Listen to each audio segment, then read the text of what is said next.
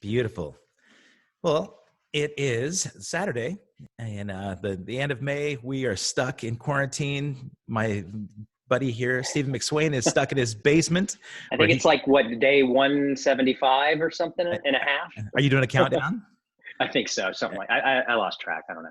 I like that you're just quarantined to the basement, but at least you have good company there, right? So, I do. I do. Yeah. We got the drum kit over here, which my son Gunnar wails away on, and got the nice. guitars and amps and all that kind of stuff. So we got some pretty good surroundings. That's a good thing, man. You well, as an introduction, I just want to let people know this.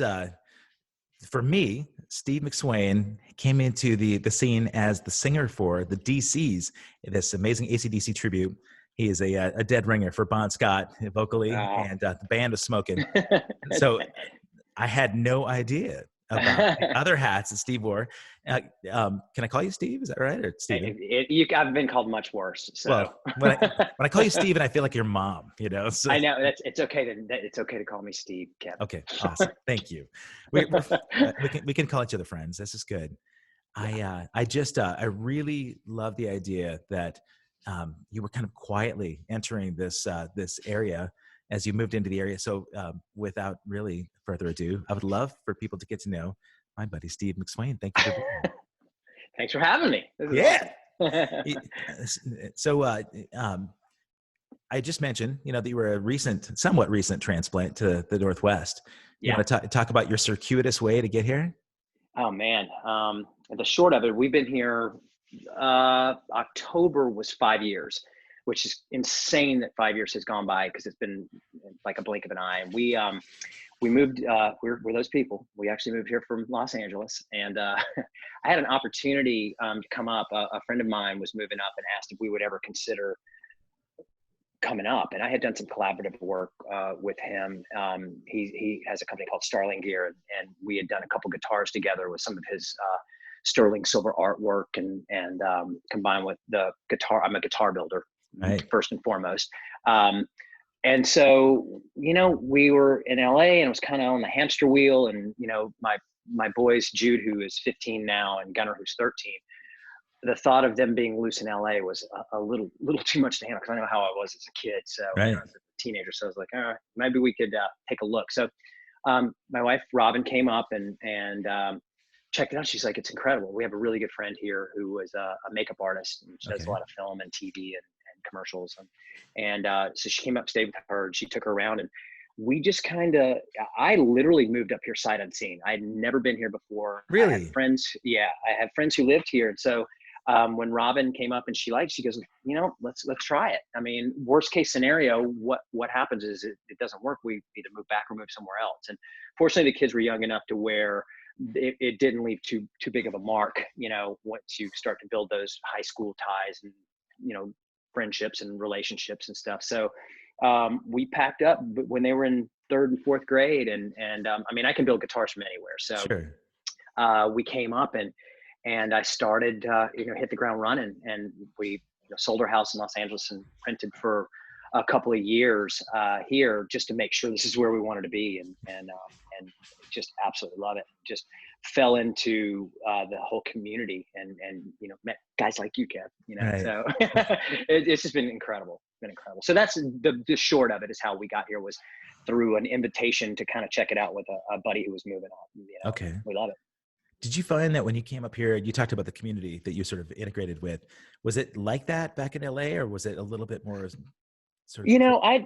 I lived in LA for, probably close to 18 years. And so I had an incredible network of friends through, music and through work. I bartended like 3 nights a week at a high-end steakhouse on Sunset Boulevard called Boa. And then I would build guitars all day and work 3 nights a week, and which allowed my wife to stay home with the boys, which is just unheard of in these times. And so I had a really cool community there.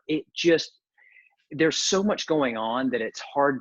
It's hard to get around. I mean, physically. I mean, right. LA. It's like so expansive. Can take you 2 hours to go 18 miles. I mean, nobody walks in LA. That is true. And so, I had a good network of people, and had some great friends.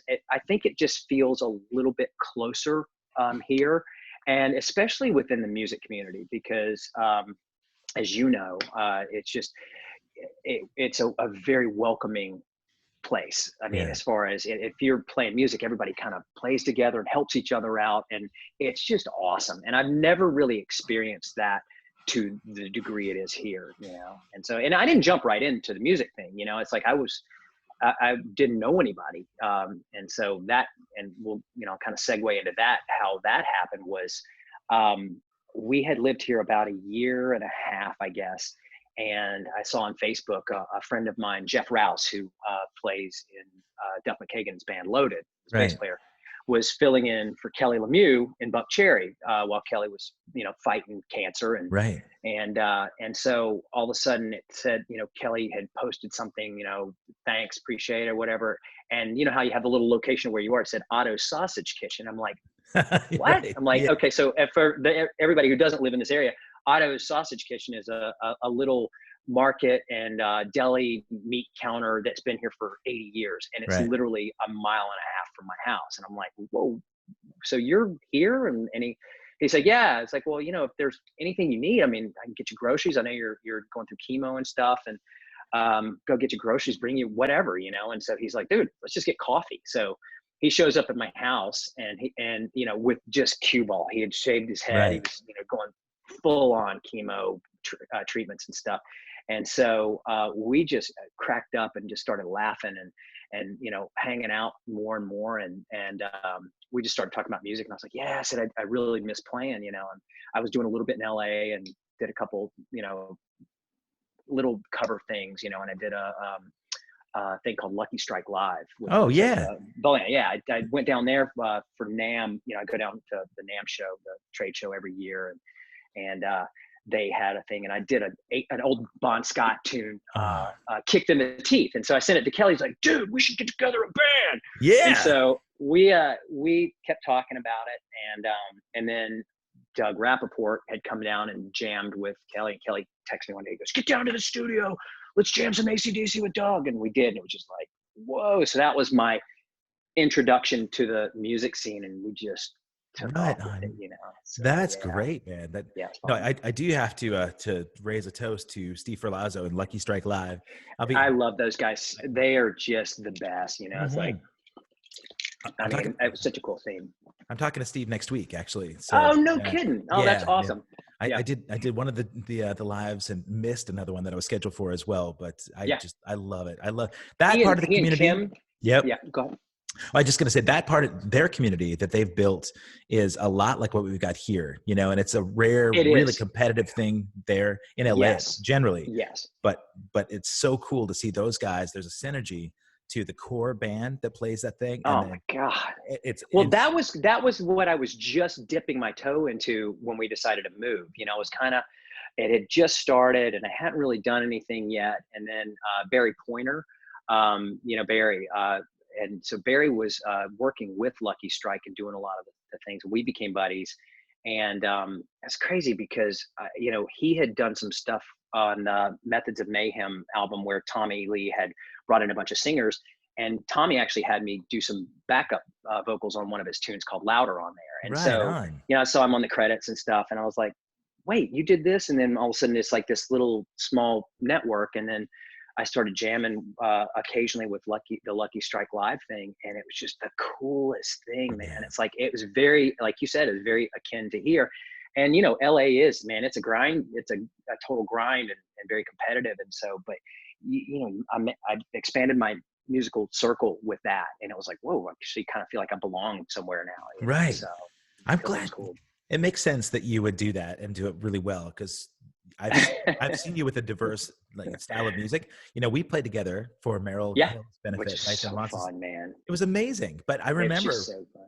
just rehearsing that and hearing you Yeah. do Zeppelin and Rat and Soundgarden and Alice in Chains and Jane's Addiction, and you were a chameleon. I mean, you nailed that Thanks, stuff. man. So I mean, it's the perfect thing for Lucky Strike. Well, it's funny. I don't know if that's necessarily a good or bad thing as a singer, because you know, everybody want to have your own voice, and I don't know. It's like I love trying to emulate other singers that I've heard and just studied for years and years and years. And the funny thing is I was classically trained as a first tenor as a kid in high Really? school. Yeah. Okay. And then went to college at Furman University and, got into their choral program, was singing this classical music. It was phenomenal. And then all of a sudden, a buddy of mine, he's like, we should get together and get together a band. And so the classical music went out the window and I started playing rock and roll, but Right. the funny thing is I actually kind of got on the Portland Opera website at the beginning of this pandemic thing. I was like, I want to do something different and I would love to start singing classical again. And Wow. I can still do it, I don't know how strong that side of it is, but I love it. And I miss that one side of it, but it's fun being able to do different styles Oh because, yeah. you can do the clean stuff. Like I'm getting ready to do the whole pandemic quarantine recording thing. Doug and I are doing a thing with my old drummer back in Charlotte, North Carolina, a guy named Jeff Vandiver, and my business partner, Steve Hall, who was my guitar player in college, and he's in Seattle. We're doing Spirit of Radio. So Oh that's coming up pretty God. soon. So, and I love Nice. that. So yeah, so that's going to come up in the next week or so. So, but My favorite. I love this different styles, and it's fun. And if you can do it and still maintain your voice, then great. So, Yeah. I would but imagine. I mean, I've played a lot of different styles. I yeah, don't feel like, my drumming sounds exactly like somebody, but I do think that it makes you more well-rounded, right? You can discover your sure. own voice by Yeah, stretching out, especially if you go exactly. with the classically trained Yeah. aspect. And I think, did you have any real vocal influences when you're growing up? I mean, I was such a rock and roll kid. I mean, Yeah. the first thing, was the gateway drug Kiss, as they Oh, say, So yeah. I had an older cousin who was, had the 65 Mustang with the 8-track tape player and we just ride around and just crank Kiss and the Who and Styx and I mean, on and Jethro Tull and all this. And he would make me these tapes. And Okay. so all of a sudden then I started kind of discovering my own and got into Judas Priest and then Black Sabbath and just AC/DC and just I'll never forget when Highway to Hell came out and I'm just looking at the album cover, and the smell of the album, like dropping the needle on the record and I was hook, line, and sinker. But I also, same track was singing in a church choir at that point. So it was Okay. like, Wow. Yeah. which Highway to is Hell just on so Saturday. bizarre.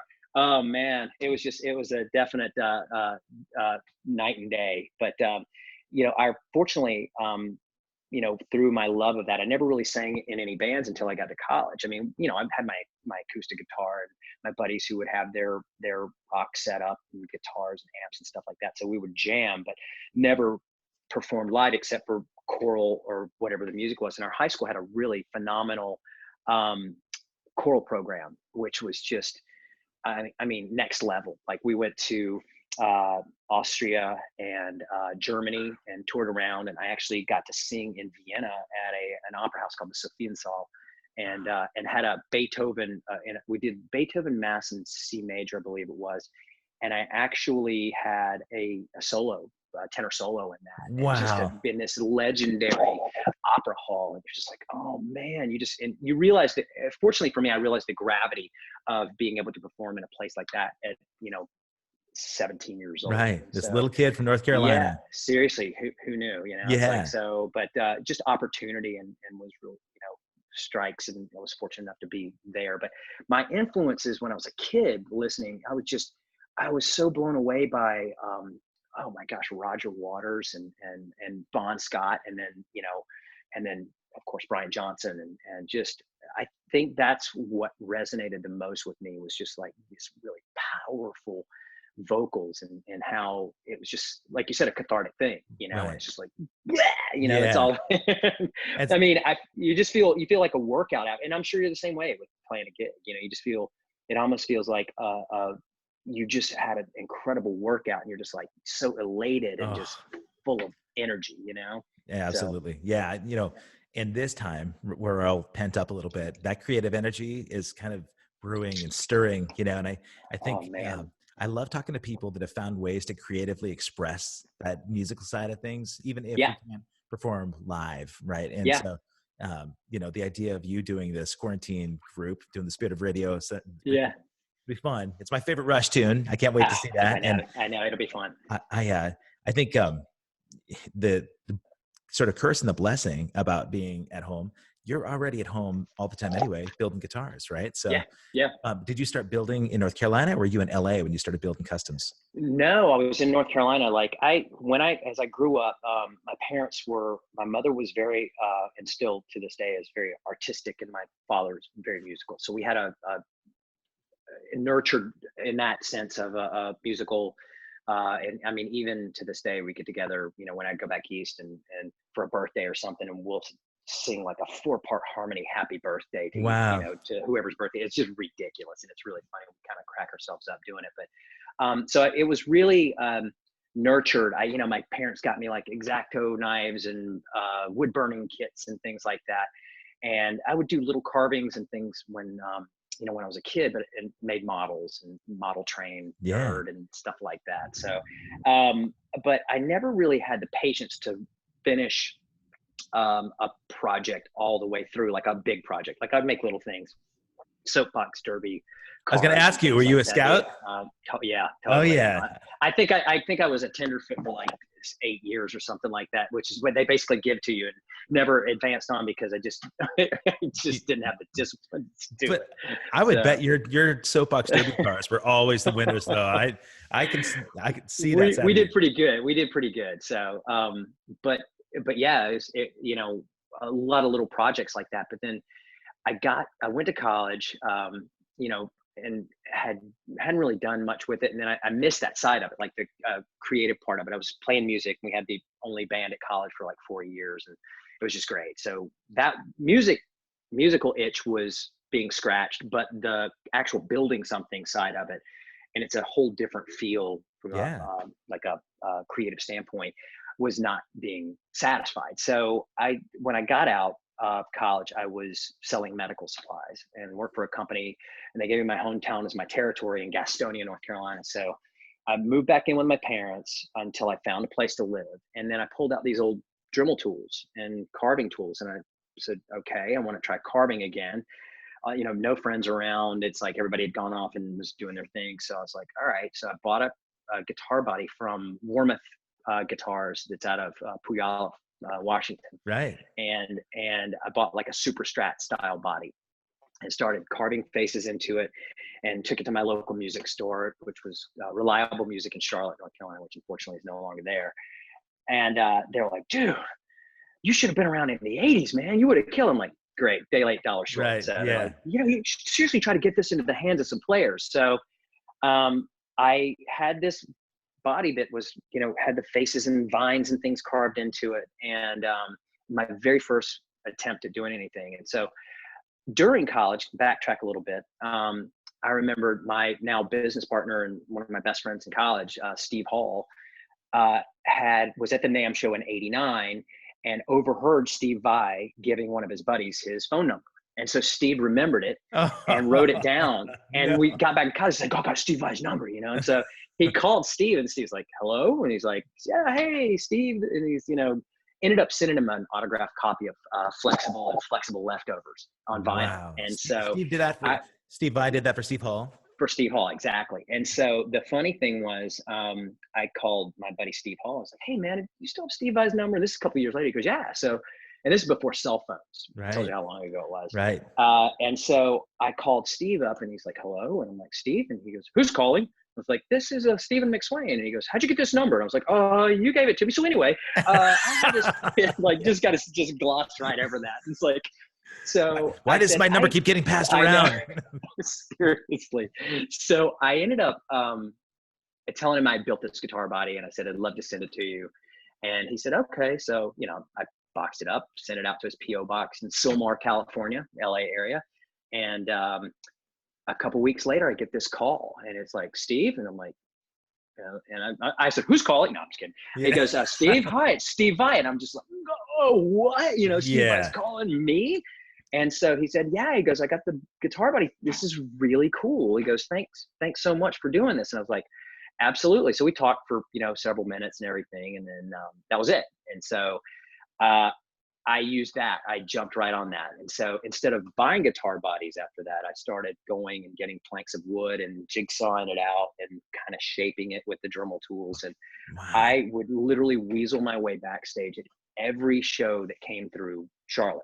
And I No mean, kidding. one of the first big ones was when Alice in Chains came through, and Dirt had just been released, Oh, wow. and they were touring with Screaming Trees and Grun Truck. I And was, so, yeah, I worked that yeah. show in Did you Montana. really? I Oh did in yeah, yeah. Montana. So Yeah, you know I exactly. do. So Yeah. I I I was actually I quit working for the medical supply sales company job. I hated it. It was awful. And ended up, I was waiting tables at that point. And so I'm driving through town. This show is long sold out. I'm like, there's no way I'm getting a ticket. And I see the buses in the parking lot. So I pull into the parking lot and I'm walking around and I run into Mark Lanigan. And this is in the Nice. afternoon before the show. And he goes, hey, he goes, can you drive me up to a payphone? I'm like, yeah, sure, hop in. So we go up, he makes a couple phone calls and I drive him back. And he goes, you coming to the show? I was like, nah, I don't have tickets. And he Mm. goes, oh dude, I'll hook you up. And so he got me in. And the crazy thing was I had me plus one and none of my friends could go. And they're like, oh, Oh, we got to work tomorrow. So I was like, screw it, I'm going by myself, you know? So yeah.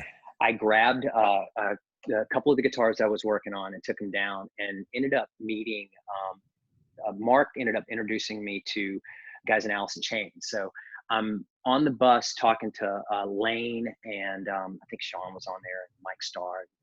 Jerry Cantrell had actually cut his hand, his left hand, his fretting hand, Oh, no. on a Gatorade bottle, broke when he was opening it. So he was at the hospital getting stitches. So he was Oh, not around. this is So the afternoon of the gig. this is the evening. I went Oh, back and it's right before the show. So Lane, I'm showing him the guitars. I end up leaving him on the bus and stuff. And so Lane took me into, we walked into the show together to watch Grun Truck and then Screaming Trees. And so it was so funny because I'm sitting there and, Lane was just a funny dude, man. yeah. He was a hardcore guy. And so he's like, I said, man, I said, yeah, Lanigan, he sounds like Jim Morrison Yeah. in a really cool way and with the timbre of his voice and all this. And Lane goes, yeah, Jim Morrison with balls. so, so, That does. so She we're, does sound like Lane's voice. I know. So we're hanging out and, he's like, I mean, so bad, man. I was like, I had a cold and like rubbing my nose and he's like, what you rubbing your nose for? And I'm like, oh man, I got a cold. He goes, how about turning me on to some of that cold? I'm like, no, man. I was like, you want a kiss? I can do you.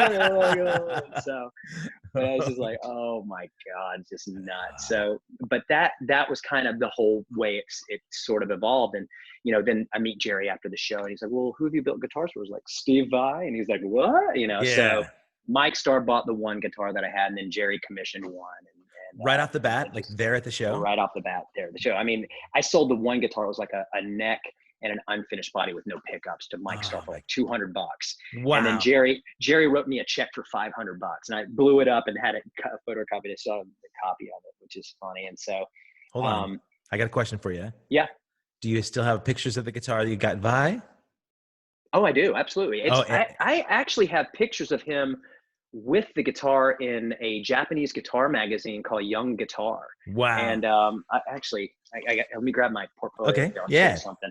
Cool. This is pretty funny. So I used to carry around this portfolio all the time. Like God, I look made at this that. metal portfolio, but Steve, it was pretty crazy because this showed up and somebody had sent me this. I never actually got a copy of the, if I can show you this, like if you can see, Oh, can you wow. get an Yeah. idea? So, I mean, this is before digital photography and I just used a point and shoot, Yeah. with film to, let's see, I'm falling over here, to just take pictures of this thing. So, you see like, Oh, there's nice. just pictures. So it's just crazy. Like all of a sudden I've got this actual real photo of Steve Vai with the guitar. And since then, over the years, I've seen, pictures or like videos of his studio and it's still hanging in his studio. Wow. And I when he came through Portland, I think it was like in 15, like it was probably October, December 15, sometime in the fall. And he played at Revolution Hall. Right. And so I knew his studio manager, Shane Fitzgibbons. I'm losing my mind.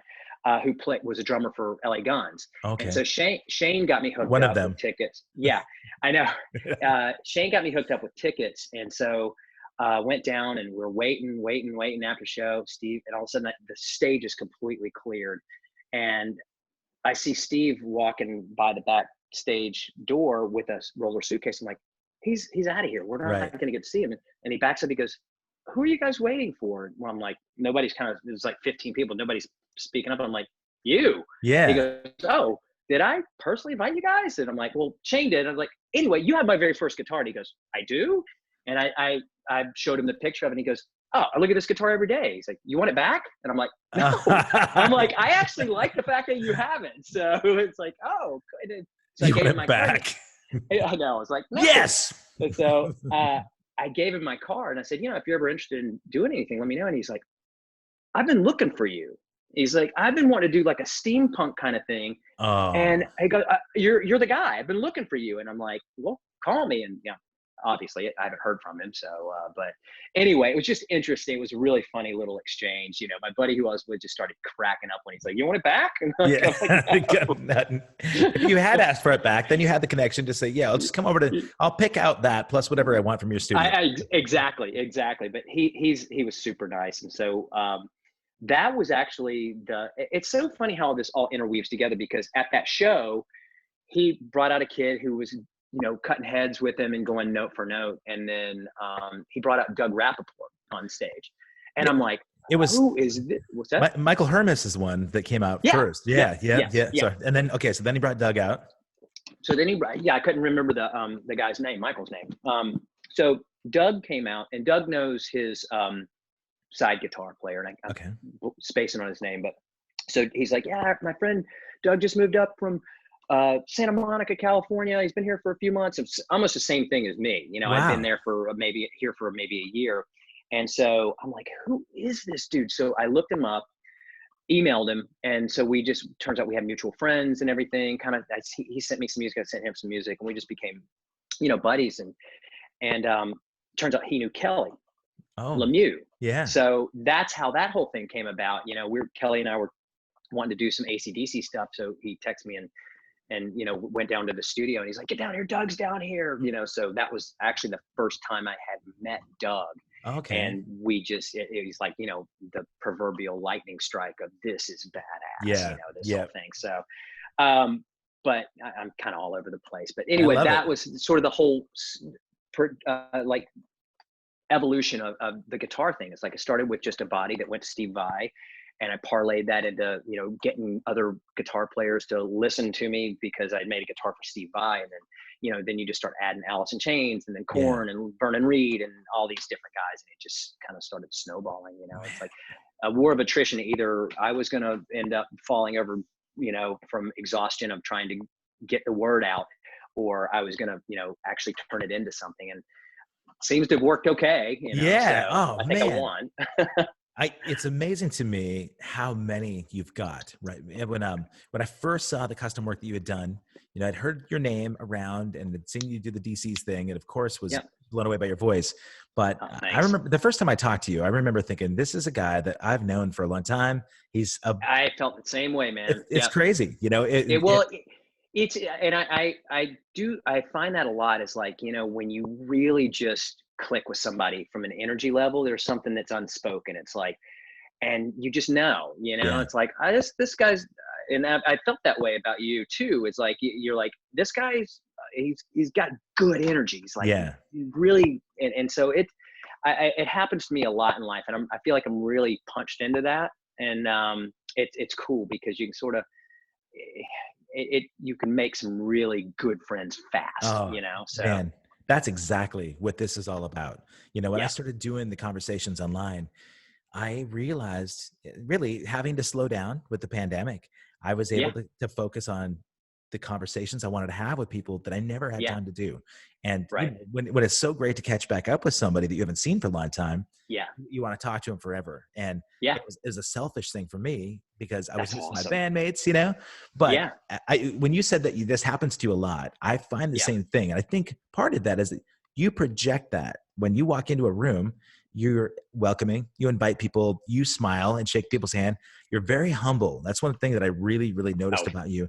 thanks, man. I, I, I, I, uh, I think in this community, it's not like any, it's not unlike any other, that people's first impression as a musician, right? They Yeah. walk into a room and they feel like they've got to sort of stake their claim, if they're, It's such a weird thing, man. I don't know, and I think it also comes with age. I mean, sure. I'm 51. I'm turned 51 in March, and Do you and have you know, any gray hairs? it's the a little bit here around the jowls now. Damn it. Um, it's the weirdest thing because it's funny because my wife always laughs. She's like, you know, says that because I really don't, it's and not in a negative way, but I really don't give a shit what people think. I Yeah. really don't. Yeah. I'm so comfortable in my own skin. And it's like the old man in me. It's like, the crotchety old guy. Like, I don't care what those guys think. It's like, I'm so comfortable with who I am that I Yeah. don't really feel like I have anything to prove, Right. And it's like, yeah, I'm not where I feel like, I don't have to do anything. But there's a lot of work that I continually want to do and better myself and learn more stuff. But I'm just so comfortable in living in the moment that I don't know. I just want to, and you see people like that. And I think a lot of times with, you learn this also with age, that a lot of times people with the huge egos and stuff, and it's just insecurity, Big time. and it's Yep. like, that's all it is, and so, I mean, I try to put out what I want to get back, Yeah. and I mean, it seems to bode well, because I don't spend a lot of time, chasing down something that's not what I want to do, Right. so. That's a really healthy thing. And it's really cool that your boys get to see this. They can see that, as they're getting in, the teenage years, man, there's Yeah. so much about posturing, and, puberty sort of brings Yeah. uncomfortable. It's the most uncomfortable time of your life, Oh right? God, it was miserable for me. Yeah. I was Yeah. miserable in Me junior too. high. High school, then you sort of start figuring it out. But it's weird. It came to me later in life as this sort of inner confidence, because you're always like, I got to do this, I got to do this, and you feel like you need to do something, and it's weird. Like, the junior high, and you're going through the same thing, I'm sure, with your guys. It's Yep. like you want to give them a little dose of like, dude, just be comfortable in your own skin. That's all Absolutely. you need to do, because that will take you so far. And I wish, not necessarily wish, but if I had a little bit more of a dose of that as a in my early 20s, I think I could have accomplished some more things and been a little Sure. further down the road in some things that I wanted to do, but Well, never look back. you talk about your 20s. Were you in LA early 20s? No, I moved to LA at 28 years old. And Okay. so I had gone through the whole job thing, and then, from medical supplies in Charlotte, and then kind of took some time off, was playing music, and had a band back east called my college band was In the Works. And then I had a band called Carbon Black after Okay. that, which started out as all original, very, very Pearl Jam-ish, Okay. that whole era. I mean, it was before people were making CDs. We actually made a CD, Yeah. so, but had, I lived that whole thing, and then went back and got a real corporate job and was working in the steel industry. And I had a relationship, and we're supposed to get married, and then all of a sudden it fell apart. I'm like, well, there's nothing really holding me here. I would love to check out LA. I've never been to LA. And at this point, I'll backtrack a little bit. I had come to the NAMM show, and I got an order for 10 guitars, which was more than my year salary selling What? steel. Yeah, which was crazy. And it was just on a fluke. And the drum company Trick Percussion Of out of course. Yeah. Chicago? Yeah. Okay, so Mike Dorfman is the president, Right. and started it. Somehow we got hooked up, and I believe it was through a buddy who was a guitar tech for Steve Vai, and worked, I think, with Aerosmith some, and a bunch of people anyway, a guy named Stan Schiller. And so I think Stan hooked me up with him. And Mike invited me out to the NAMM show. And so I literally set up on the outside carpet perimeter, which is a sniglet called carperimeter. It's the area around the edge of the room. Okay. For those of you guys who know sniglets. Anyway, Rich Hall, or where it was from Saturday Night Live. Anyway, I digress. So I literally set up a cardboard box and had 3 or 4 hand carved guitars, And this Japanese distribution company called Hotline Music Corporation came by, and I'd never been to the NAMM show. And it was, I mean, I think that was the first time I'd ever been. No, I know it was. And they're like, okay, so we want to buy 5 of these and 5 of these. And Wow. I'm like, okay. So I'm Because like, everything was a one-off, right? Everything you were doing was just yeah, a oh yeah, one-off, like oh yeah, unique custom stuff. So exactly, they wanted exactly. 5 models of one of the. Of one, which was this, I can't remember which one. I think they had looked through my portfolio and seen the Steve Vai one. Okay. They wanted 5 like that, and then they wanted 5 like the one that I had done for Jerry Cantrell. Okay. And so I said, well, I said, they're not really endorsees. I said, they actually bought these. I can do something similar, but you can't use their names. And they're like, okay. So I don't know if they did or not, but so I go back and literally I'm staring at this huge amount of money once I finish this thing. And I'm like, well, wow, okay, I'll do the smart thing and, pay off some school loans and invest some of it and everything. And then I hated my job. I was Oh, selling steel, and I was an inside sales rep for a steel company. And I remember my sales manager called me in one day after I got back, and she goes, you're really in jeopardy of not getting promoted, and it was just a bunch of BS. It's scare tactics of trying to get me to output more sales or something. I don't know. And so I said, you know what? I'm done. I said, just let's take this as the first day of my 2-week resignation. And she's like, well, we don't want you to quit. And I'm like, no, I'm sitting here looking at a huge guitar order. This is what I want to do. I want to do yeah. this and play music.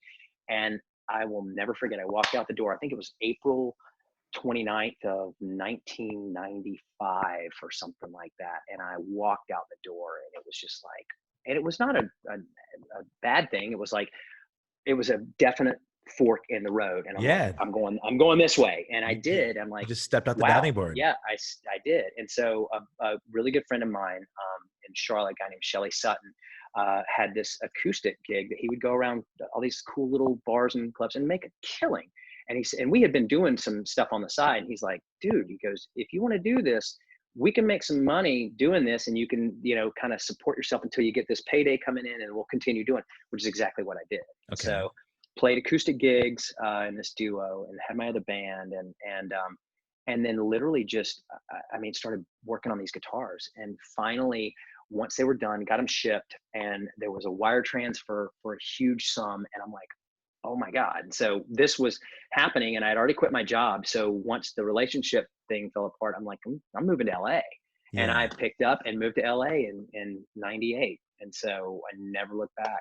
It's the coolest thing. It's like, miss my family. I have really tight family back east, and Sure. a lot of friends and relatives. But at 28, that's kind of weird. All of a sudden you're like, okay, well, you had this corporate job, and relationships and stuff, and you're packing up and moving to LA. But there again, I took the same idea. It's like, if I fall on my face or whatever, I can always move back or move somewhere Right. else or get a job. So, just, it was awesome.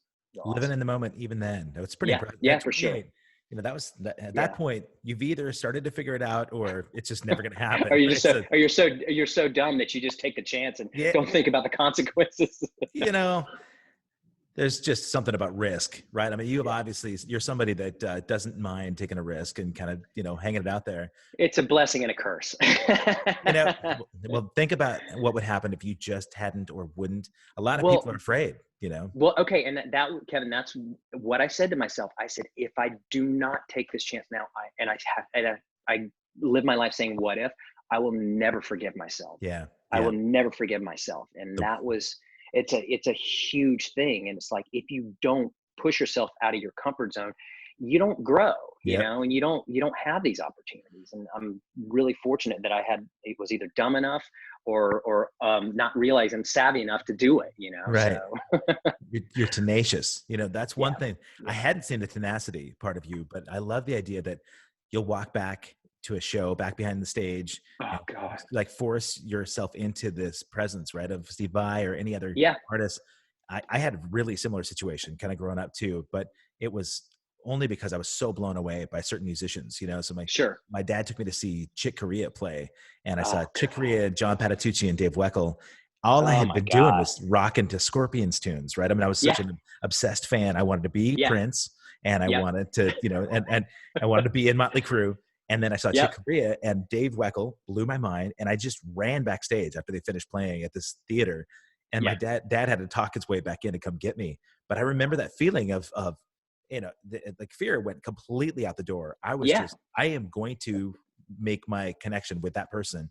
And Yeah. it's kind of been like that my whole life. It sounds like we're very similar in that way, Yeah. that it's, Yeah. it's not that, it's not like you're so starstruck that you want to meet these people. It's just, you feel a connection that you Yeah, have. it's true. And that's exactly what it is. And for me, it was like, I had all the production numbers for every venue, and every time somebody would come through, I would call, or, and I kind of, you sort of figure out how to work, Yeah. because, I've gotten shut down a million times.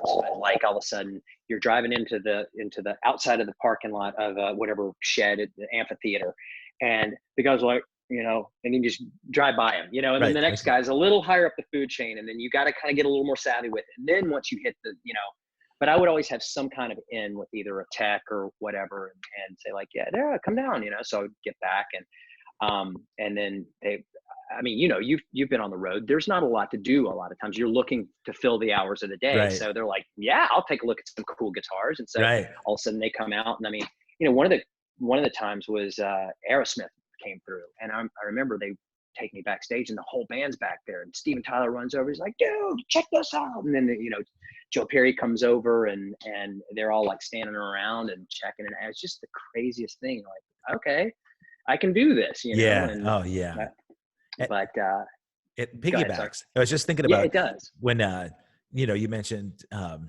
that you said, like, was it Cantrell you said that said, who Yeah. else plays your guitars? You said, oh, Yeah. Steve Vai.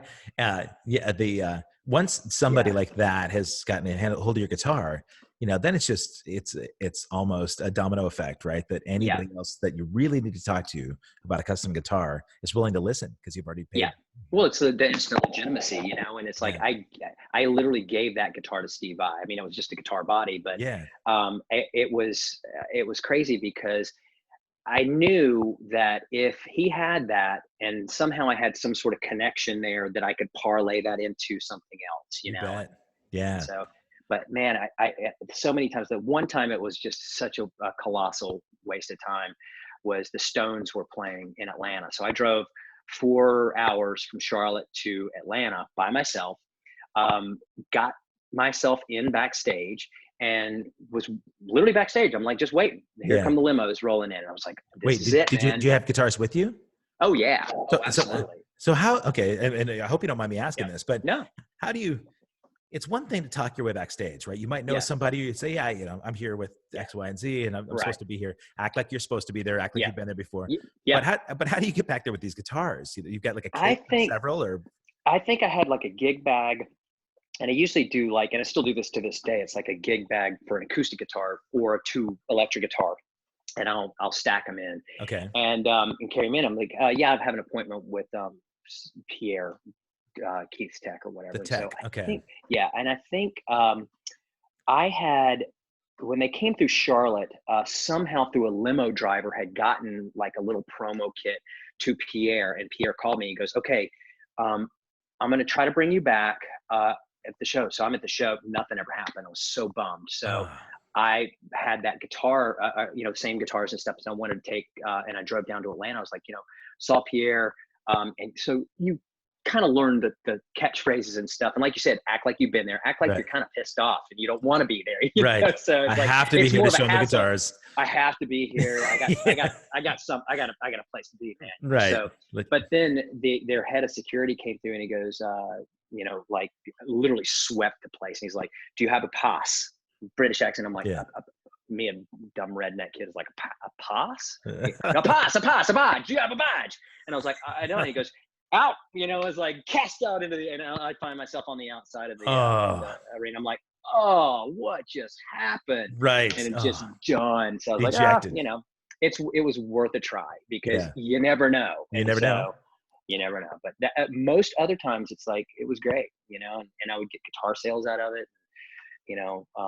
I mean, God, it was all known people who have my first guitars, and that was just it, because I thought that they have the dough and they have the notoriety, which it's like, so it's kind of a win-win. So I'm actually getting paid for these, and this person of notoriety has one of my guitars. So, Man, this is kind of a jump ship, but I'm thinking about you in LA. You just Yeah. casually mentioned, yeah, so Tommy Lee had me sing backups on this song. So when you move to LA and you start Yeah. doing the tenacious Steve McSwain, Yeah. hey, you need to look at my guitars thing. Yeah. I would imagine, even if you didn't have a bunch of contacts, that it was easier for you to just be able to walk into some place and make yourself feel like, you belonged. So how did the Tommy Lee thing come about? Well, I had, I'm trying to think how that happened. God, I'm losing my mind because I've known him for a long time now, and he's become a good friend. Um, I I know what it was. Okay, so in Charlotte, they had come through, and this is again where I choked. I knew the hotel they were staying at, and I was like, I wanted to show Mick, and I knew Tommy played some stuff and was doing a bunch of things.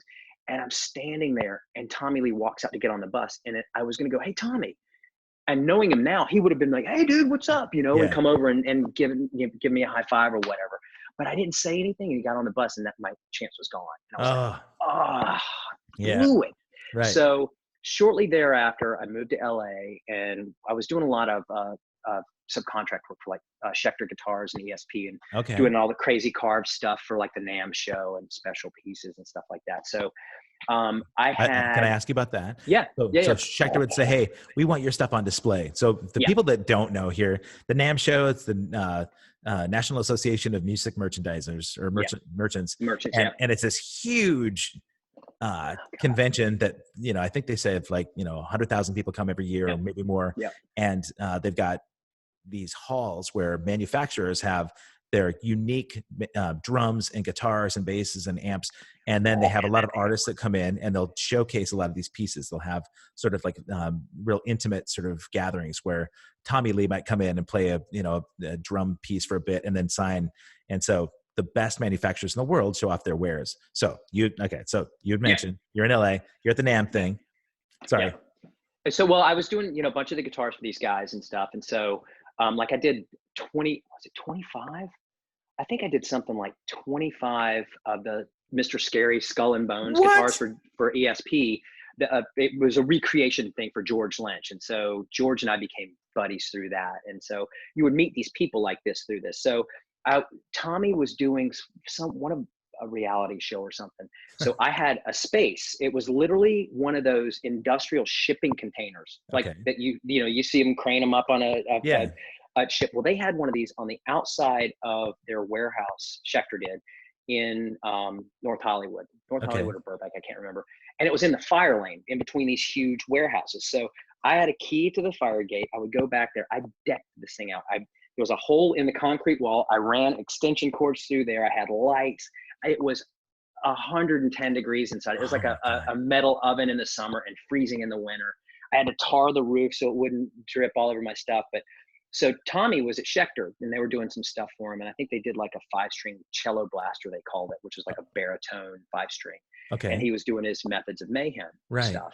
And so he was out front singing and playing this baritone guitar. So I had done a baritone guitar for him and did it with the metal and some gauges and stuff. And they for Schecter, and they gave it to Tommy. And so Tommy had come through. I'm like, "Hey, dude," I was like, "Yeah, I did the baritone." He goes, "What? No, that was you." And so we kind of hit it off and stuff. And he goes, "So you can pretty much do anything?" And I'm like, "Yeah." And so now I remember exactly how. Originally, Marty O'Brien. Do you know Marty, Yeah. bass I player? So love okay, of Marty, course you do. man. Marty's It- just awesome. He needs to be, we even need to wrap on the show because we've got so many Yeah, parallels, man. Yeah. yeah. Anyway, go ahead. Sorry. Marty, I met Marty through Ben Moody, I think, or either met Ben through Moody through Marty. I can't remember somehow. Anyway, Marty and I've been friends for a long time. So Marty was playing in Methods of Mayhem and invited me down to Third Encore. And that was when I first met Tommy. And we met and he's like, "Dude, so you can do anything?" And I'm like, "Yeah." So we kind of started designing this guitar together and doing some stuff and just became buddies. And so when he was doing that album with all the people, I'm like, "Man, I'm hearing these harmonies on this one song." He goes, "Come on down." Oh So my I God.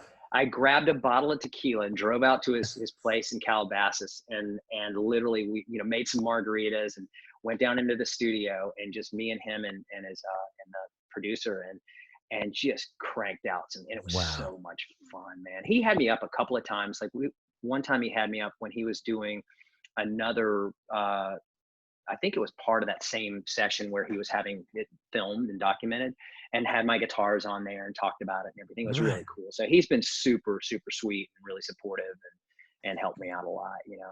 In your portfolio right there, do you have the picture of like the Tommy guitar that you did for him? Yeah, I think All so. right, there we go. Let's see. This is I fun. think find it. So, but it's funny because, you know, now Gunnar, my son, who's 13, just loves Motley Crue and rock and Sure. roll. And he's like, Dad, the Crew's coming to Seattle. You got to get us in. So he goes, if you talk to Tommy, you talk to Tommy. I was like, slow your roll, pal. Slow your roll. You got to pay your dues here. Yeah, So right. we were laughing about it, but I was like, he's all in on rock and roll. So if you can see it was on the cover of Guitar Oh, One. It's like, yes, look at with the that. gauge in the middle of it. And then there's like, Oh, you can see it, yes. so, which is cool. That is So really that cool. was fun. But you know, just being on the scene out there, you just meet people all the time, like randomly, and everything kind of dovetail together. And I think you have to be open for this stuff, you know, Right. because if you question, you think about it, it'll pass you by. Like the first time I was going to say hello to Tommy, or when I was, you know, somewhere else and just blew it, you know, and you're like, oh my God, I just blew that whole chance. Right. So, you know, another time I bartended, I was telling you, at this one high-end steakhouse called Boa in LA for like 12 years. And I'm like the world's leading self-promoter, which is pretty obnoxious. Not a bad So, thing. so always had my cards on me. Usually before smartphones had like a little portfolio book behind or in my bag, you know, at work. And if somebody came in, I didn't hesitate. You know, I will say that I have a pretty good barometer. I think this is why I was able to always weasel my way backstage. I had a pretty good barometer. If somebody's not into it, just turn it Yeah, off. right. Don't push it. You know, Don't force. if they're Yeah. receptive, you go with it and you just let it go. And so there was a photographer, heavy Scottish accent, named Mark Mann from New York, who would come in. And the first time I met him, he had just gotten in from New York and he was doing a photo shoot and he was just being an asshole. You know, he comes in, he goes, I need to sit right now. You know, and I'm like, you can sit at the bar if you want. So he sits down and we just kind of hit it off, you know, and it's like killed him with kindness. And all of a sudden by the end of this dinner, we were like buds, and he would call me every time he was coming in town. And so he would come in and see me and we'd hang out, and, you know, come over to the house and have dinner and stuff.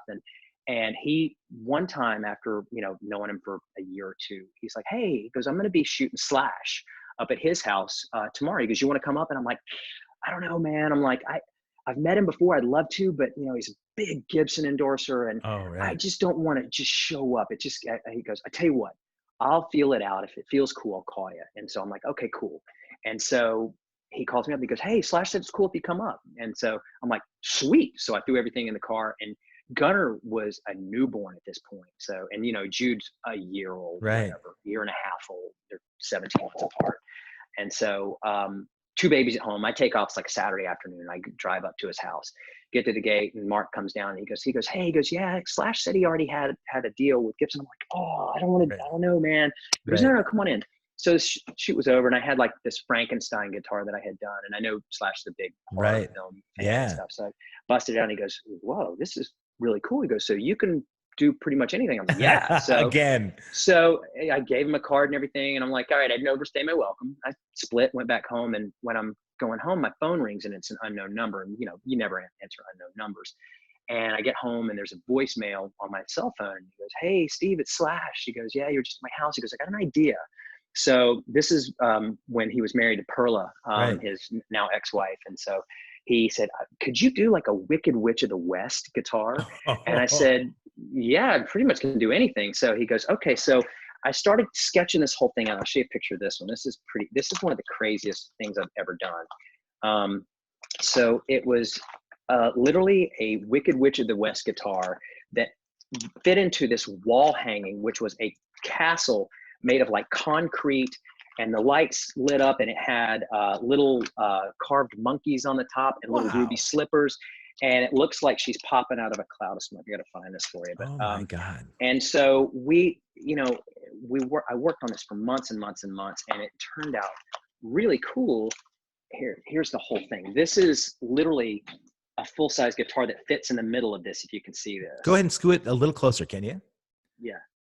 Look at that. Oh And my so God. at the Wow. top is what I did was I airbrushed the exact screen grab from The Wicked Witch of the West, where she's flying around on her broom and it says Right. "Surrender, Dorothy." That is the exact writing from that Wow. movie.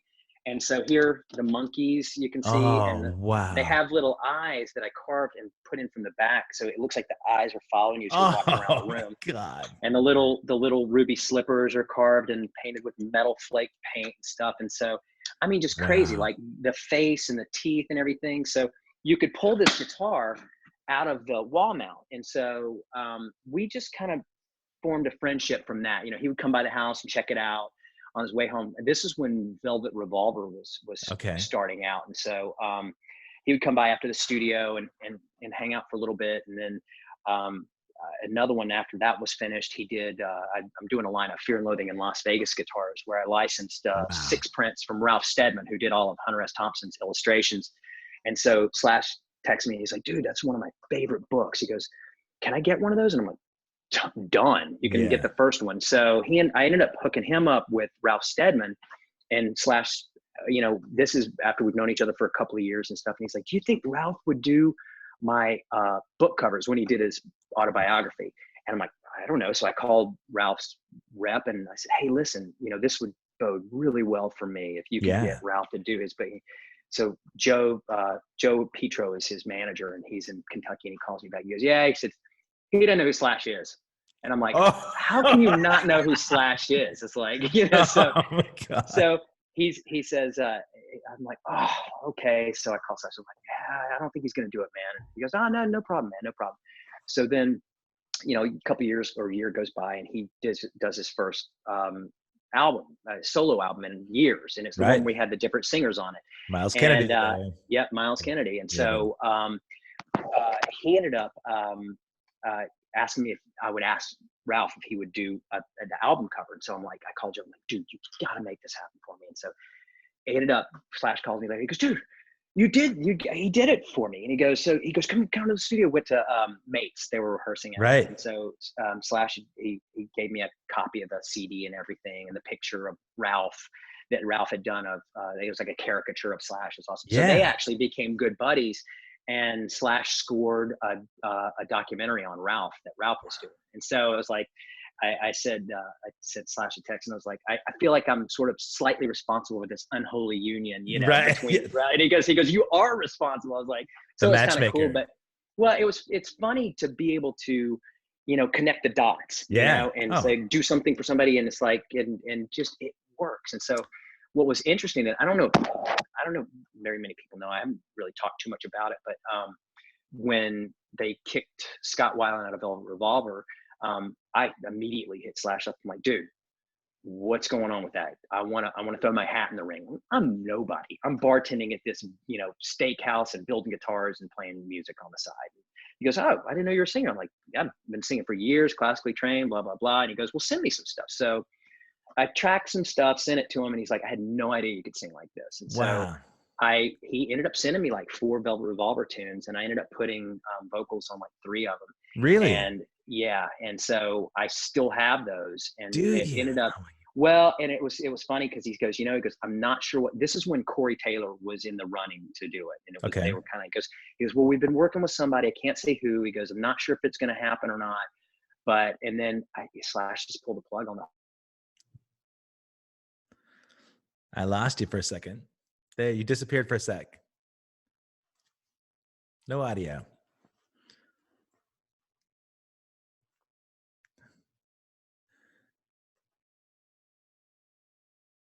I love that Steven said Slash just pulled the plug on the whole thing, and right then, see his phone dropped, so that it was almost like being struck down.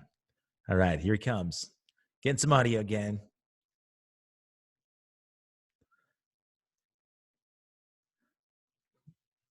No audio yet, but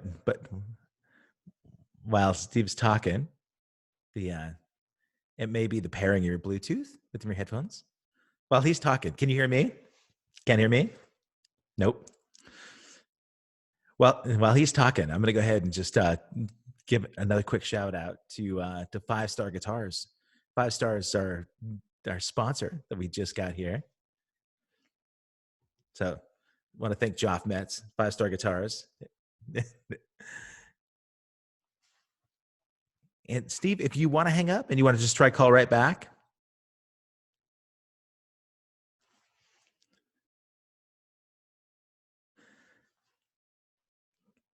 Hey, if you can hear me, go ahead and give me a call right back.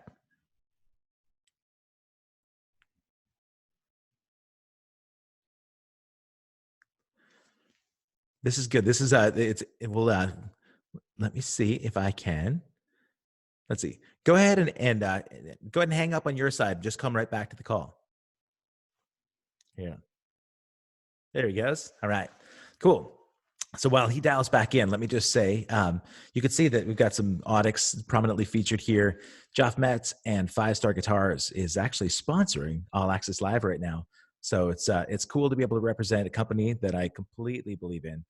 Joff and I talked early on in the All Access Live pairing, and he wanted to try and help support the development of the show. So this beautiful new Audix microphone and some other swag. Got a 5-Star Guitars hat back here, but we'll start doing a little bit more in the way of promoting with 5 Stars music education showcasing too. So they've got students that do live showcases. And once the pandemic is cleared up, we'll be able to do remote viewing from out there on the road and see some of his students. So we may end up just doing a part 2 with Steve McSWAIN, because that was a perfect point to have a cliffhanger. There he is. All right. He's coming back in. There's his audio. Hey. There. Hey. Can you see me? Absolutely. You betcha. Okay. Sorry about that. I don't know what happened. It was like, I think it was the 8 o'clock Portland curfew emergency notice that knocked me off is what my wife was saying. So, which is crazy. You know, I think it was, since you're stuck in the basement, maybe, you know, you've exceeded your bandwidth service and the kids are upstairs wanting to stream games. So, yeah. Trust me, I kicked them out of here already. Did you? Yeah. Yeah. You know, he was the perfect cliffhanger right there. You just said, so Slash pulled the plug on the Velvet Revolver thing. And right when you said that, your phone went out. So click. He pulled the plug on this too. So. Yeah. No, so yeah, but it was such a bummer, man, because and it was like, you know, you're that close, you know, and it's like, and so I had those, I recorded these, wrote lyrics for it, recorded this whole thing. And it was a really cathartic moment for me, because one of my best friends, who was a phenomenal musician, a guy named Joseph Tobin, in LA, he had a very, Dave Matthews-esque kind of vibe, just incredible person.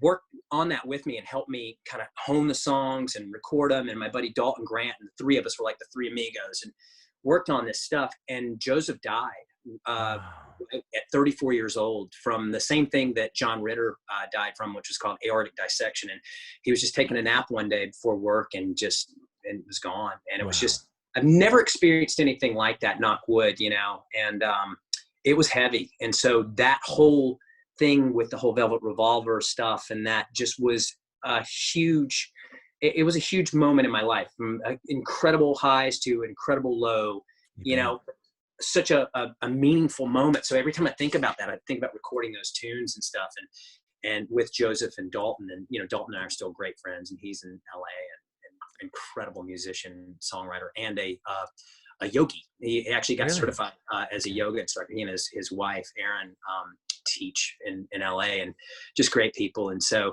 every time I think about that time, that point in my life, it always reminds me of Joseph. He was just the funniest dude, you know? So, but it was a cool thing. I still have those songs, and some of them you can hear the ideas in other songs that he recorded with Miles Kennedy.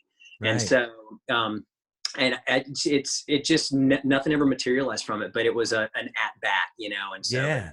We're still good friends, you know. I mean, texted him the other day, and, you know, he's like doing great and kind of, you know, getting stir crazy from being in quarantine and stuff. But he's been really cool and really supportive of my guitars too, you know, and you know, did a photo shoot for me at my house. Yeah. Oh, he wow. ended up, and it again, coming full circle, the guy who the photographer, Mark Mann, and who lives in New York, invited me up to his house. flew back out to do a photo shoot in my garage in North Hollywood, you know, Wow. with Slash, and he's, you know, Slash like, yeah, you can use pictures how you want. So it was cool. That is so great, man. That's Yeah. fun. Miles and I have known each other since 90. Oh, I forgot 95. about that. Yes, I forgot. I meant to ask you about that. How do you guys know each other? Yeah, so our bands were playing. Well, before I tell you how, I was going to say he's got a very similar story to the Velvet Revolver thing, right? But just before he did that record with the songs with Slash, he and I met up in Orlando. He was doing Alter Bridge. And the Alter Bridge just had, they put out the first record, and they decided, Mark Tremonti and Scott Stapp and the rest of the guys kind of tried to do a resurrection, just to kind of, they left their deal with Wind Up Records. Mm-hmm. They owed some money to the label. And so this was an opportunity to kind of pay back some of that money. Creed reunited, and Miles had been working with Alter Bridge, and he had been talking to Slash, right? And so there was a little bit of time where Miles was stuck at home, sitting, recording, writing his own record, his first solo record, which he flushed eventually. But he got this call because he did that Rockstar movie, right, with Mark Wahlberg. Oh, yeah. So he totally forgot. I didn't realize that. Yeah, he was the sort of understudy. So Mark Wahlberg is like the Judas Priest story. Mark Wahlberg replaces the lead singer, the Ripper Owens character. Yeah. And then Miles is in the movie, and he ends up becoming the Miles, or the replacement of the replacement. And okay. So do you remember the movie at all? I do, but I didn't realize that was Miles. I mean, it was before I knew who Miles was, so like. Yeah, Thor is his name in the movie, Okay, so, yeah. But Miles was telling me about, how there was some really cool recognition that came from the movie, but he was waiting for the Creed thing to sort of evolve before he knew what was going to happen with the Slash, or what he didn't know whether or not Alter Bridge was going to come back for a while. So he's working on this record, and he gets a call from Jason Bonham, who he met on the set of the Rockstar movie.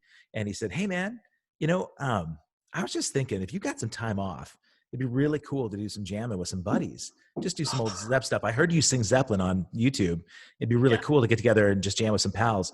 So are you coming to the UK at all soon?" He goes, "Yeah, man. We got shows in Amsterdam with Alter Bridge coming up. And I could just, I think I'm going to fly through London. We'll pop in."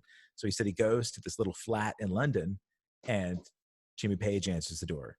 And Jimmy Page, John Paul Jones, and Jason Bonham are there wanting to do some jamming with some. I heard something about that, but I didn't know how it all came about. God, man. And he's telling me this over a big fishbowl drink at the pool at the Hard Rock where we were playing that night. I was playing with Animotion at the time. Yeah. And I skipped my sound check because the story was blowing my mind. And they said, 20 minutes till sound check. And I'm like, I'm not leaving. I need to hear this thing. And he was saying, my eyes, he said, my the widest grin. But I'll save that story for another time. But it ended up that they recorded a bunch of the songs, just like you. He's got some recordings of the session that they did there. And even though that got the plug pulled, I thought, you pretty much can't top that, right? There is there is nothing higher than that, right? So you can rest assured that you've accomplished everything you need to do.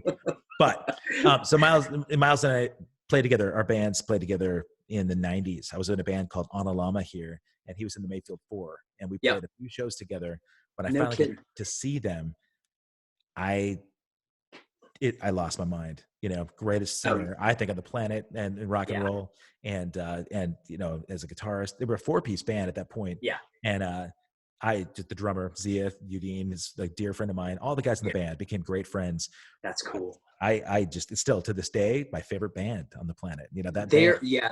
I remember when I first heard about Miles through the thing he did with Slash, and I'm like, the range is ridiculous.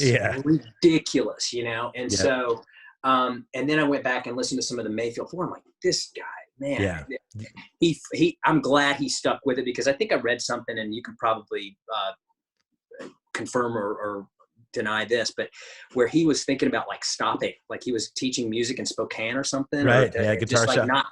not playing anymore. And it's like, I'm just like, oh man. And it's so crazy, because I think about age, and it's like, and where you are in life. And I think it would have been fine for me at that point to if I had gotten a chance to do something with Velvet Revolver. Yeah. you know, and then all of a sudden you go on tour, but then you're like, well, my life is so, I love where I am in life, and I'm such a homebody. I love that my wife and I are here. We both work from home, you know, and, you know, she travels when we're not in the midst of a pandemic. Right. And we're able to be here for our kids, you know, Yeah. and I think that's an invaluable thing a lot of times. And I'm sure, you know, being away is very difficult, you know? And so, but the 25, 30-year-old me is like, let's hit the road, Right. Yeah, you know? absolutely. And then the 51-year-old me is like, slow your roll there, buddy. You know, it's Right. like, so, I don't know, man. I think from a musical standpoint, like for me, I am at the point where I'm so comfortable in my own skin and so happy with being able to play a couple DC's gigs a year. And then I play with, Sonic Temple, the cult tribute band. Yes. Then our buddy, Kevin Hahn has, who has, Opal Studios, and we had Trans Am Summer, which is Kelly Lemieux and Mike Collins and me, and right, and we just, you know, Kevin, we did like just 80s metal covers, you know, it's just so much fun. Yeah. And now, I mean, you know, Doug and I keep kicking each other back and forth, and, you know, threatening to write some stuff. And he sent me some of his tracks and wants me to put some lyrics and vocals on. And I finally just got a PreSonus little audio box, right? You know, and so I'm going to start doing some things with that. I don't know, you know, it's like, but it's just for fun now. It's because there's no pressure. There's no trying to really do anything. And it's just, it's awesome, man. I love it. You know, that perspective thing is a really important thing. You know, I talk to other people in the industry that have to have that perspective in order to sort of be productive and serene. You know, like this the futility of so much of what's going on right now, you know, gets to people, right? I see people kind of coming apart the seams, and it's great that I talk to people who are productive and positive. I mean, you have to have the attitude, first of all, and you can see that there's a benefit to being forced to slow down a little bit so that you can focus on time. I'm glad you talked about time with your family. I love that you're such a really attentive dad and, you know, really dedicated husband. It's you know, it's something that we don't get the benefit of really celebrating too much if you're a touring musician or, you know, I mean, I would imagine that your guitars take a lot of time because of the amount of custom work that you put in. I don't know where you find the time because you've got such a wide collection of guitars. I mean, are you just building all the time? Well, it's weird because it's, yes and no. I mean, I was just literally having a conversation with my neighbor that I'm busier, I think, since the whole pandemic than I think I've ever been, just because I'm able to, I know I have a certain amount of time that I can build, but then I've got 2 teenage boys in the house all the time that need to get their schoolwork done and need some structure, but they want to work on this and they want me to do this. And, you know, and then Robin is working on her stuff, and then she, you know, it's like we're trying to do some house projects. Like I'm literally building a grill area right now, and I'm pouring concrete countertops and tearing out a fence and putting it just like, and it's nonstop. There's always something to do, so it's like this juggling act. Yeah. But then, you know, there's a block of time during the day that I sit down and I work on the guitars, and I know I've got this, and it's crazy because I've been getting orders. I mean, even throughout all this, I think people are sitting at home and they're okay, well, let's troll the internet and see what we can find. Like, I just found your thing. I got an email yesterday from a guy in Germany who had seen my guitar somewhere, and he's like, I would love to have one of these. I'm like, great, I'd love for you to have one. You know? So it's just, I work on stuff all the time, and the fortunate thing is like you can kind of do bits and pieces here and there, and it just kind of ties it all together, you know. And so it takes an inordinate amount of time to build one, even with modern manufacturing of CNC or laser cutting stuff. But, you know, it has to be this continuous process where you're actually making progress, and it's not stop, start, because that's the hardest thing for me that I find is the stop start, because then you lose momentum, you know, and you don't have that through. And then if I can get a block of several hours, then we're good. But, you know, we'll get out, go for a walk, go for a family bike ride and stuff like that, you know. And it's been challenging. You know what I mean? I think about that, the creative process, because I am sure And well, actually, I'm not sure. I was just going to ask you about the process. Are you sketching out sort of rough wireframes of what these guitars are going to look like? Or do you just dig in with an idea in your head and just, I'm thinking about like the woodcut stuff, right? Yeah. When you're carving. Yeah. Um, and Freeform. I mean, for a client, if they want to see something to kind of give them I'll do it occasionally.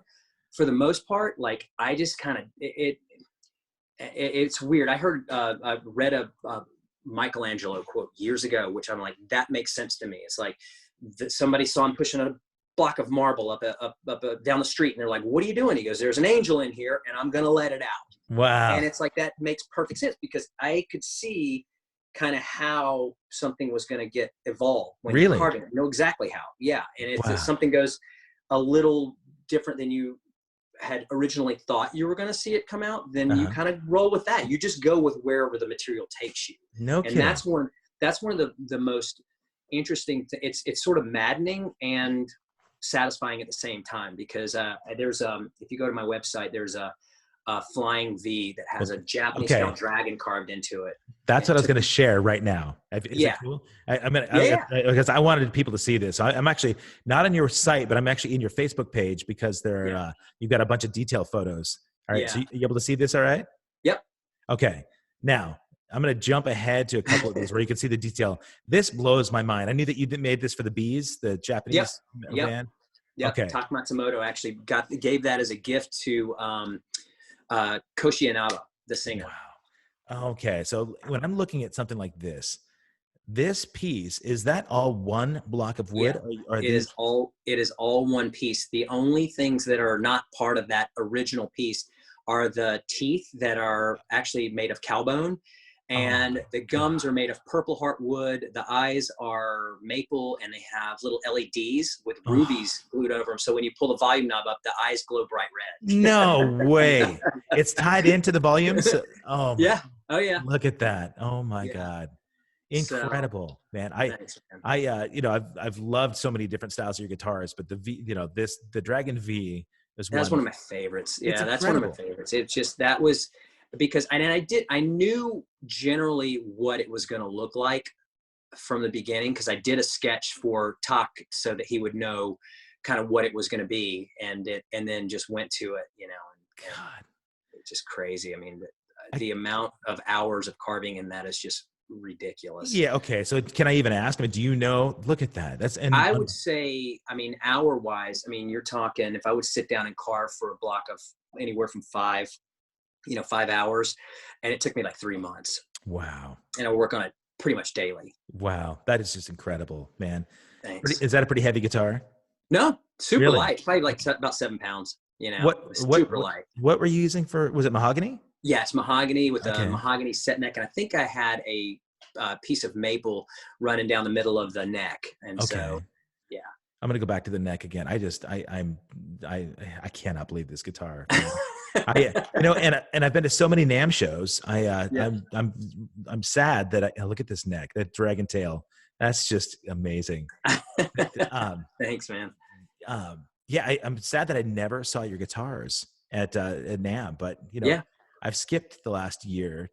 I needed a little break, but I took several years off because it's so expensive. When I lived in LA, you could sort of shoestring it together. Yeah. But you still, and NAMM did a really cool thing. About 4 years ago, they realized that there was a huge resurgence in boutique guitar builders, little small builders all over the world. And they knew that a guy like me can't fork over 10 grand to get a booth and so many companies have been continually coming that they had their standing booth in the prime real estate of, say, whatever, there's 4 halls, A, B, C, and D, and 5E. So I always said the hall E was kind of like a swap meet. It's not the, you find some cool stuff, but then you're next to the toilet shaped guitar seats. It's like not really where I want to be for 10 grand. So so NAMM. So I took several years off, and then there was NAMM hired a guy named Jamie Gale, who is just a phenomenal guy. He's been a touring musician. He's owned music stores. He's been a manufacturer's rep, and he's from Canada. And he and his family would kind of work together and do all these things. And his wife, Roberta, is a phenomenal guitar builder. She builds amazing acoustic guitars. So NAMM contracted Jamie to put together this curated, almost museum-like booth, huge. It was probably, I don't know, maybe 40 by 80 or something like that booth of individual tables. And it was invite only, and it's significantly less expensive than, you know, doing a huge booth yourself. And you go in and it's prime real estate. And so all of a sudden all the magazines would come in and all the high-end buyers. And it's like, so you're in this spot. So I started doing it every year and did. And so that was pretty cool. And it was a nice little boost for the business. And you know, people know to come through there and see what's going on. And, oh, that's great. I've been on my best behavior, so I keep getting invited back, but I honestly don't know what's going to happen in January, you know, because it's hard to say. I mean, you know, NAM, they call it getting NAMthrax. You end up getting some sort of horrid sickness anyway, with 150,000 people coming through and shaking hands and sneezing all over the place. So you know, who knows? I mean, it's going to be interesting to see what pans out in January, but hard to speculate, man. Got to hope for the best, plan for the worst, you know? Yeah, exactly. But you know, I was just thinking to myself, because of so many similarities and the different hats you've worn, really, you and I could probably rap for days on end. Because I think about influences and other people that we have got a lot of mutual friends that I started thinking about that I know we'd probably have on and offline conversations about. But I love the fact that, you know, you talk about the humility, the gratitude, that, you know, paying it forward. You talked about being able to you know, sort of help some of these other people out. I think I like the idea of this concept. And I kind of thought about having a week of themed sort of conversations where it's just a gratitude week. People are talking about, you know, expressing, you know, being grateful for what we have and being able to put that stuff forward. I feel a lot of gratitude about this community of people that Kevin Hahn has, right? And Kevin and I are going to be talking in a couple of weeks as well. I think his studio, the development that he's done, he's put everything that he's worked for back into his new studio, right? And we've played in so many bands together out on tour, but he's very humble. He's a sweetheart. He's one of the nicest people and insanely talented, you know? And really pays it forward too. You know, he contributes everything he's involved in. And I see that part of you too, man. I think what a blessing to have you in this area, this community. Thanks, man. You know, I am excited to hear you sing again, because that was the thing that really got me. Like, okay, so the dude's an amazing singer. He looks so good. Damn it! I know. All the girls that came to Merrill Hale's benefit, all the girls were up front, and and I said, you know, leave him alone. He's mine. But yeah, man. I mean, you got the whole package, which is awesome. I'm just I feel really fortunate, man. You know, it's like I hope, I tell you, if I had one wish, is like, and it was interesting, I think it actually came out today. There's a podcast by a high school girl, I think, and her dad has always dug my guitars. They're back east, and her name's Gracie, and I will post it on my Facebook because it popped up today. But she was trying to figure out what she wanted to do, and he's like, well, why don't you interview adults who have interesting jobs? And he emailed me. He's like, would you be willing to do this? I'm like, absolutely. You know, It's like, and so we did it, and it came out, and it was like a little 10-minute interview, you know, and she had a list of questions and stuff, and it kind of picked, you know, she picks through different things, and we talk about it briefly. But one of the things that's is my hope is that I'm just a dumb guy from North Carolina that stumbled into a really cool job that I'm able to, you know, make a living at and get to do really fun stuff, and be creative every day. And if I can do it, then anybody can do it. Right. You know, it takes the tenacity and understanding that you just keep going. It's like, I'm nowhere near where I feel like I want to be as far as, you know, a level of success. But, you know, if some kid can see that and be like, whoa, man, I will give you whatever information you need. Just hit me up, you know, and if you can inspire somebody to do that. And I think one of the things that, you know, we teach our kids all the time, and Robin had put these two framed posters, like little pictures as the kids come down the stairs. They see it every day. And it's like, be nice, work hard. Yeah. You're successful. If you lead life with that, Absolutely. be nice and work hard, you got it, man. You know, it's like, that's the simple recipe for life, man. It's like, just be kind to people. And, you know, I won't go on a soapbox of everything, but fear and ignorance is what tears everything apart. You know, it's like, just be kind, you know? And so, but yeah, I feel very fortunate to be able to do that. And I hope some kid sees, you know, what I do and can be inspired and want to, whatever it is. It's like, even if you don't make a living at it and you're doing it and it makes you happy and you're fulfilled, great. Yeah. That's me with music. It's like, I'm definitely not making a living playing music, but when I do it, it's like, oh yes. It's like, you know, you're so fulfilled from that, you know. Absolutely. So. Yeah. No, it's not about the monetary sort of, you know, sustainability. Really, if you really love music and you're involved in it, it really will. It fills that need. So I love that your kids have that as a model, man. I do. Thanks, I think it's a great thing. I don't know. Just we always have the conversation. I hope I'm not screwing them up because we're pretty tough on them. You know, we have them toe the line pretty rigorously here, but you know, it's about respect. It's like, you know, you pick up after yourself, you put your dishes in the dishwasher when you're done eating, you help out, you know, you do your things that contribute to this environment, and it makes it better and it gives you a sense of worth, you know. And so that's what we preach all the time. It's like, I hope I'm not screwing them up, you know, and being some ogre and, you know, so, but man, it sounds like they've got the perfect model. Gunnar and Jude, you guys, you're lucky dudes, man. You'll appreciate. I'm going to play this back for him and be like, you hear what Kevin said? That's right. Look at him. He's successsul. Listen to him. Well, you know what? My boys are a little bit older than yours. They're 18 and 21. And I'm really grateful that they have good heads on their shoulders, you know. That's great, man. But I worried about it all the time. But that's you imparting that, though. That's them seeing you and you presenting that role model, you know, and make mistakes all the time as well, right? But I think, the motto that you gave them in those the posters coming down, be nice and work hard. That's my wife.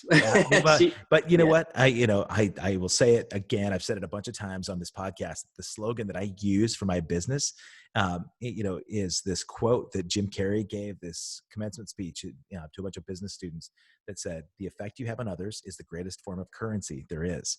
And you know, that's great. Yeah, man. I as soon as I heard it, I thought, I need this in my life, right? That's a constant reminder. It's perspective, just like, you know, everything else.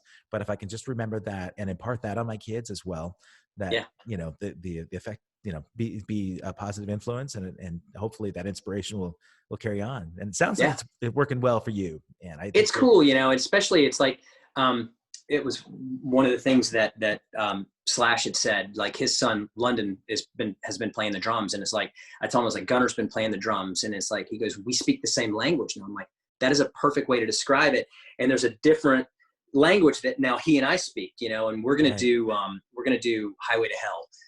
He's been practicing it and stuff. So we're going to do the quarantine jam and get Gunnar involved. And so, you know, get Gunnar 13 rocking out on a kit, you know. And so, and he's gotten good really fast. He's been in School of Rock here for about a year and a half. Okay. And then, you know, Jude has no interest in it. It's not, if Jude's the one who is like, he wants a job since he's been a little kid. Like when he was in elementary school in like second, third grade, he wanted to carry a briefcase and wear a sport coat tie.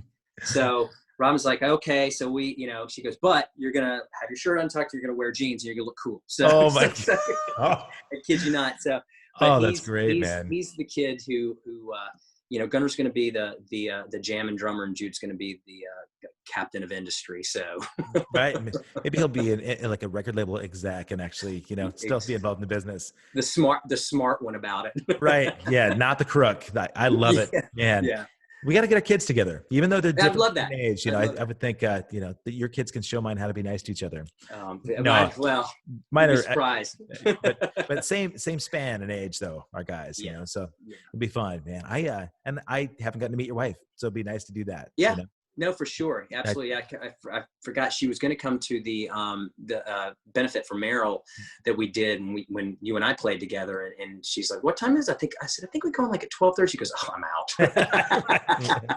Yeah. I promise I'll come over earlier. We'll have a little barbecue. Yeah, exactly. I know it's funny. We always laugh, but we're dialing the house in to get it, we just live outside in the backyard. So we're like getting everything dialed. And so when we can loosen up a little bit, you got to come over. I want to see I want to see the new fire pit back there. Your new grill area where you're pouring concrete. So exactly, it's crazy, man. But now I have a question for you though. Sure. You grew up in Bozeman. I did. One of my best friends lives there. We love Bozeman. Oh yeah, it's a great place to be from. Yeah, and so when you started, you moved from there to Los Angeles, or what was I moved here. Oh, to Portland. Okay. Yeah. Okay. I as soon as I graduated high school, I wanted to move to LA, but I stayed at Montana State University and graduated there. But all my friends went to LA. They went to Musicians Institute, and not one of them is still playing music anymore, So, but it worked out absolutely the way that it should have. But I think a lot of those formative years were really good there for me, in high school, but just being a rocker, wanting to get out of, Montana. But I took a lot of that for granted. It's a beautiful place for sure. It is. Yeah. We love that place. My buddy moved there about 12, 14 years ago.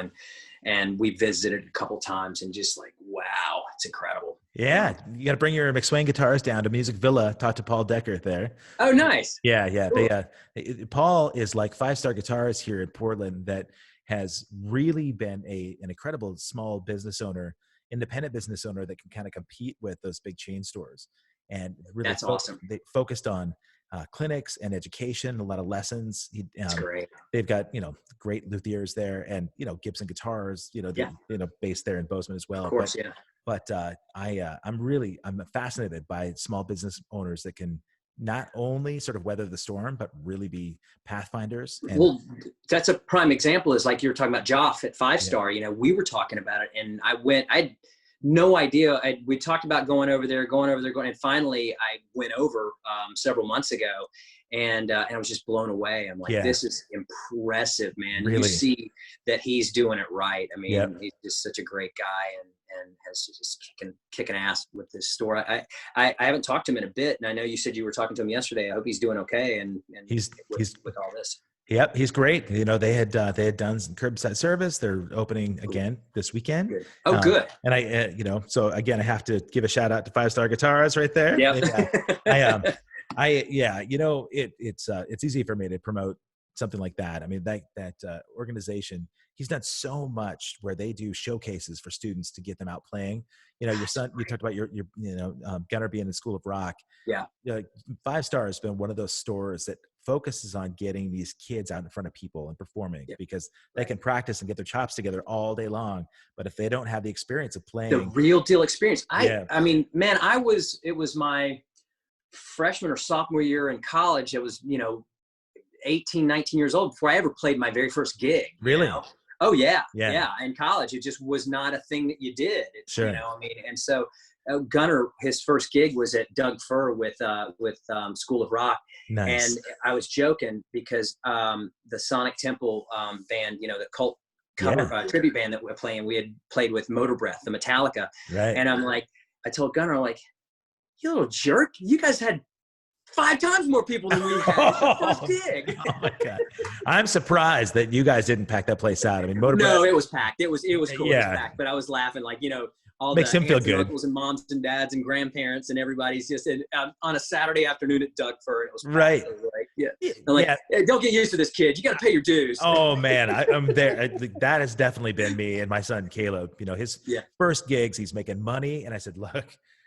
He said, "Oh my gosh, Dad, I can make tons of money doing this stuff." And I said, "All right. So before the limos start coming, here's what happens. Here's a Tuesday night where you're paying to play, right? I really, it was a mistake for him to see his first gigs being my bigger shows with Animotion, limos and big shows because he just didn't see all of those, just driving, forever for no money, but the humility thing.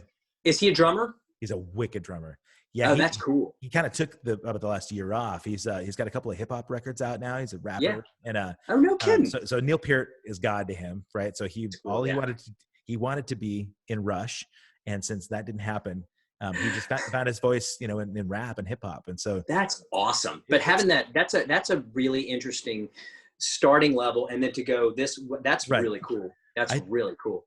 I'm kind of thinking that part of it was that everywhere he would go, people would say, "Oh, of course you're a drummer. Your dad's a drummer," and you know, our kids don't want to be in that shadow at all, which I totally get. Yeah. But he, I love the idea that he may be able to marry those two things together and play drums behind his, you know, rap and hip hop stuff. That's my recommendation for him. But it's fun to see our kids grow and develop their own thing, right? So, you know. Yeah, it is. And it was like, you know, at first I was like, of course he's going to pick drums. It's like, I've never sat down at a drum kit in my entire life, you know. Right. But I said, I'll teach you guitar. I'm like, no, I'm going to play drums. I'm like, great. Well, you know, but Gunner's like a little live wire anyway. He's always moving and stuff. And so Rob and I were talking about it. She's like, we should get him a drum kit. And I'm like, I would love that. I didn't think that was on the table at all. But, you know, did School of Rock. But I tell you, one of the funny things is, you know, talk about poisoning the well and, you know, your son seeing you with the big shows and stuff. Yeah. You know, Gunner's sort of been my wingman for concerts, and Jude has no interest. And he's like, I mean, I took him to Fiddler on the Roof before Christmas. So, you know, so that's more his speed is seeing the theater, you know, and it's like in the proper stuff. And the culture. Gunner and I, we went to the Korn show. I saw. Yeah, right before the pandemic thing, and Head and Monkey from Korn have two of my early guitars, you know, and so I run into Head just randomly in the Atlanta airport, so you know, a couple of years ago, and we exchanged information and stuff, and so he was like, "Dude, I'll totally hook you up. Come on down." And so went down, and you never know really what to expect when you go to the shows, and I'm like, "Gunner, we could just have seats and not get to see the band at all, or whatever," but this was all access wherever you want to go. So of course Gunner's loving that, you know.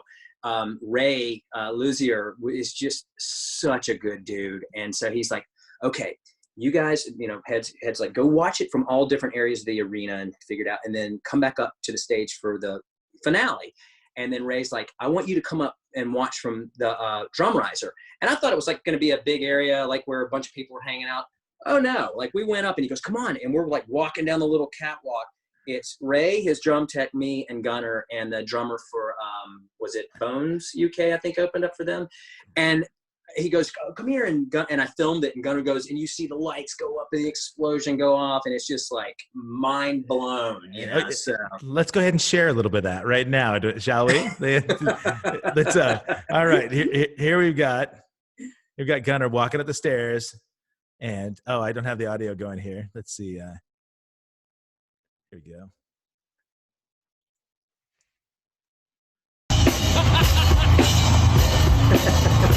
Look at this.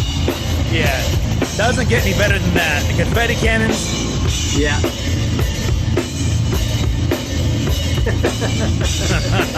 Man. Look at that. That's yeah. And you know, his face, man, he's oh my gosh, that was a proud dad moment where it's like the old man's not so bad after all, you know. It's like I think in my post I was like, all those years of weaseling my way backstage actually scored major dad points tonight. Absolutely. So. That paid off, man. I love it. You know, that's the one thing that we wish we could all do for our kids, you know. That's a really good one. You know, it's just so nice, man, to see somebody that's so connected to their family and so connected to the community. I can't wait for people to check out McSwain Guitars that may not know. But, you know, when I repost this, I'll put it up on my website, get it up on YouTube channel. Thanks, man. I'll certainly point people towards McSwain Guitars. But any other, you know, links that you wanted to, you know, promote, man? I'm always trying to figure out the social media black box. You know, we do Facebook, and then I've got an Instagram account. I don't really I just sort of copy and paste to Twitter and stuff like that. But just always trying to figure it out. Like I put a lot of content up on Instagram pretty regularly and share it to Facebook and stuff like that. But you know, thanks, man. I appreciate you, you know, pumping the word out. It's like, I just feel that I have to pinch myself every day. It's like, I'm actually still doing this and still able to kind of keep the lights on, you know. I mean, and it's for me, I think you also have to be able to evolve. It's like, I mean, if this all dried up tomorrow, it's like if I needed to go get a construction job or whatever, it's like I'm pretty adept at doing whatever, and have you know the knowledge to build stuff and can kind of do whatever needs to be done. So, but right now it's just, I mean, I feel really, really fortunate to be able to do what I love to do, you know, so. It's so good, man. I love it. All right. So to recap, be nice and work hard. That's yeah, man. That's all we all need, right? It's beyond just being able to get along, man, but we need it right now. You know, we need that. So I'm grateful, man. I really am. I think, well, I would be remiss if I didn't thank 5-Star and Joff. 5-Star Guitars really stood up for me as a first sort of supporter of this That's show. Awesome. Well, I mean, you're killing it, man. You're an absolute natural. I think this could be a whole new side career for you, man, because you're so natural at it, and just you lead the conversation perfectly and take it naturally, and so it's awesome, man. I wish you nothing but success with this. I do appreciate it, man. Thank you. I'm having a good time with, I am going to share something else really quick. There's and I'm just going to share this with the community here.